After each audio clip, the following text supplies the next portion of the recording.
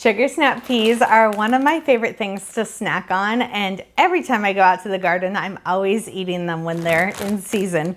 I got these from the store because that's how most people buy them. But even though these say that they are washed, I always re-wash produce, and I want to teach you how and why it's so important.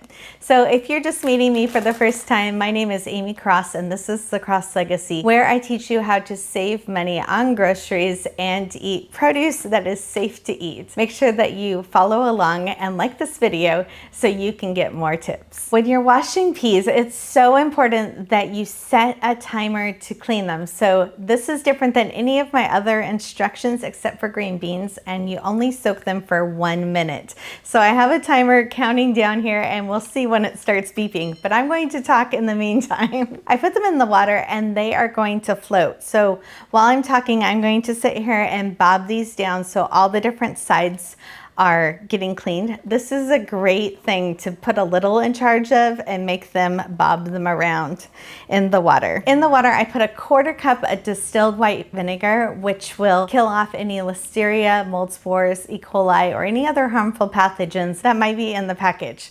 So if you notice that packages of produce are the most recalled items in the grocery store, so make sure that you're washing them when you bring them home. For the snow peas, I do rinse them off really quickly. It's not to get the vinegar water off so much as to get the little floaties off of the snow peas. So you'll get little pieces of blossom or stem left over in the water that you want to get off. So that's why I rinse them, and then I just lay them out on a towel to dry. When it's hot in the summertime, it will only take about an hour for them to dry. All right, we're gonna let them sit here and dry, but when they're ready to go into the refrigerator, I normally put them in a glass container like this with a snap-on lid and a paper towel at the bottom, and then put them in the refrigerator. They'll normally stay fresh for another 2 to 3 weeks, depending on how fresh they were when you got them.